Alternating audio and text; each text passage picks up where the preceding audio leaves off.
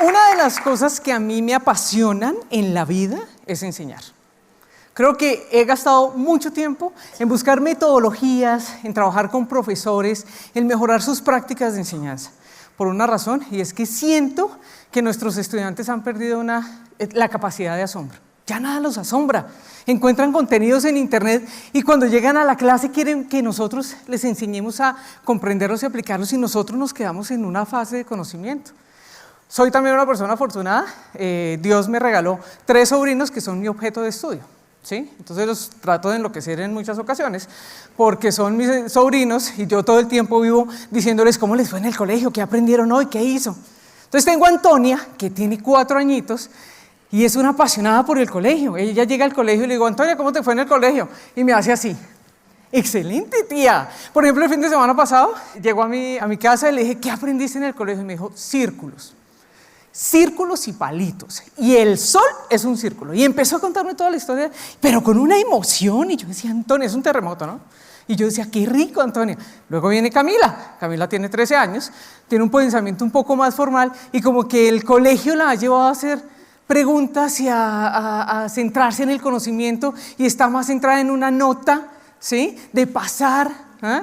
Pero no llega con esa emoción que llega Camila, ¿sí? Yo, pero Cami, ¿qué aprendiste hoy?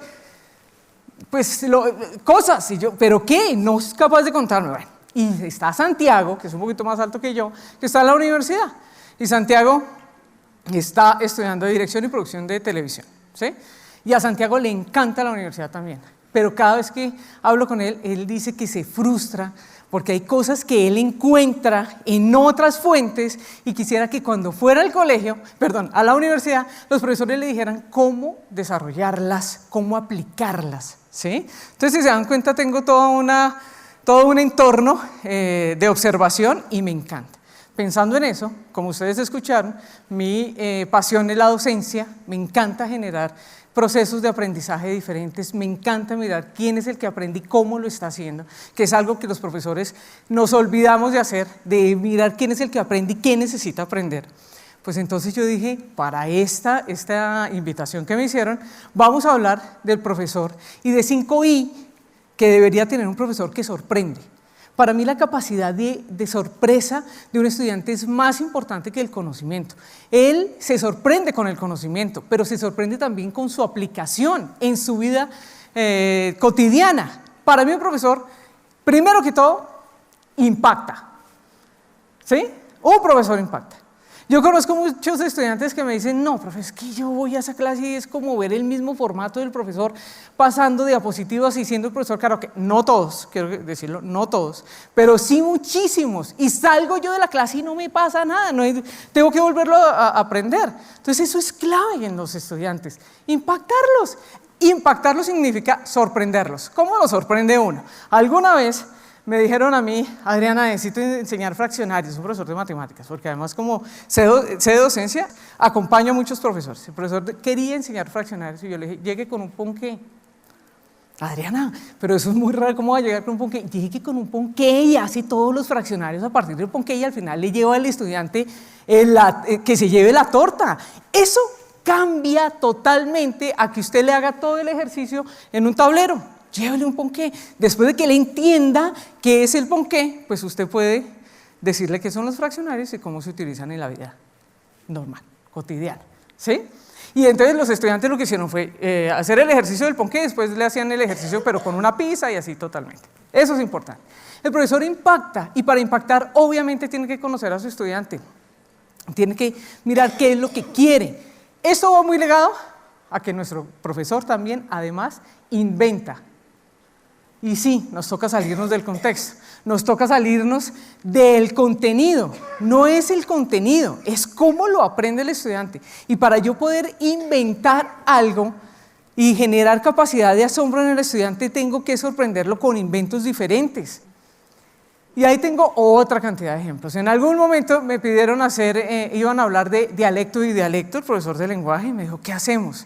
Entonces nos montamos un sketch en donde había un indigente que decía esta frase, a ver si ustedes saben qué es. Bóteme algo ahí para no pasar la noche en blanco. Se lo decía a un extranjero que era un árabe, ¿sí? El árabe llegaba a Colombia y se encontraba con ese personaje que le decía, bóteme algo ahí para no pasar la noche en blanco. ¿Qué significa en Colombia eso? ¿Qué significa? Que le dé algo, ¿cierto? Plata para no quedarse con hambre. Claro, desde esa frasecita y ese caso empezamos a hacer toda una clase de lectura, ¿sí? De dialecto y los estudiantes empezaron a hacer. El profesor inventa, claro, sí, pues ahí les cuento que tuvimos que disfrazarnos porque además era un proyecto por televisión, nos disfrazamos los profesores, pero teníamos que hacerlo. Es la única forma realmente para que los estudiantes salgan de contexto, no se sientan en un mismo formato y vayan a aprender. ¡Innova! Y para innovar, lo primero que tenemos que conocer es a nuestro estudiante. ¿Quién es el estudiante? ¿Sí? Es muy diferente el estudiante de la Universidad de Cundinamarca a cualquier otro estudiante. ¿Qué necesita? ¿Ah? ¿Quiénes son nuestros estudiantes? ¿Cómo están accediendo a la información? ¿Qué información necesitan? Es difícil hacer como una categorización y una clasificación de los estudiantes, pero además también tenemos que tener en cuenta nosotros que nuestros estudiantes aprenden de manera diferente. Si nosotros queremos innovar realmente, tenemos que saber cómo está accediendo a la información. ¿Alguien sabe más o menos los estudiantes de hoy en día cómo se acercan a la información? ¿Qué medios tienen? Internet, terrible, Mr. Google, Rincón del Vago, ¿cierto? Todo ese tipo de cosas que los estudiantes saben. Claro, nuestros estudiantes tienen diferentes estilos de aprendizaje también, son visuales, auditivos, kinestésicos, unos son hemisferio derecho, otros son hemisferio izquierdo, son diferentísimos los estudiantes que aprenden medicina, los que aprenden psicología. ¿Quiénes son los que aprenden? Si yo quiero realmente generar su capacidad de análisis, ¿cómo innovo en ellos? ¿Qué información les llevo? ¿Ah? ¿Qué información deben recibir? Créanme, muchas de las cosas que cuando llegan los estudiantes a nuestros salones de clase, la gran mayoría de la información ya la tienen en la cabeza, ¿sí? En algún momento lo vieron, lo leyeron. La siguiente, un profesor inspira, un profesor deja huella. Si les digo ahorita en este momento, cuéntenme de un profesor que ustedes recuerden. ¿A quién recuerdan? Alfredo Rubiano Caballero. ¿Y por qué lo recuerda? Un gran maestro de anatomía. Anatomía. ¿Y qué hacía él para que ustedes lo recuerden? Estaba muy cerca de sus estudiantes, adicionalmente era un gran dibujante. Era un gran dibujante. Los inspiraba, ¿cierto? Los inspiraba. En este siglo, en este momento, nosotros tenemos que inspirar a los estudiantes. Si queremos generar esa capacidad de asombro, tenemos que inspirarlo. Claro, nosotros tenemos entre 40 y 90 minutos de nuestras clases. Ese tiempo es un tiempo muy corto, ¿sí? ¿Cómo hacemos para inspirarlos? Que vayan a buscar otras fuentes, que el profesor los lleve a ver este tipo de formatos, que indaguen. En internet ahorita hay una infinidad de posibilidades que ustedes tienen, profesores, para que realmente los inspiren a buscar información. No todas no las sabemos. Y aquí les cuento una historia que me pasó alguna vez con los profesores de gastronomía de una escuela en Bogotá. Ellos estaban enseñando su tema. Y a la vez había un reality que se llamaba, en Bogotá o en Colombia, un reality que estaban presentando sobre eso. Entonces los estudiantes decían, profe, pero lo que pasa es que aquí lo muestran de una forma y usted me lo muestra de otra.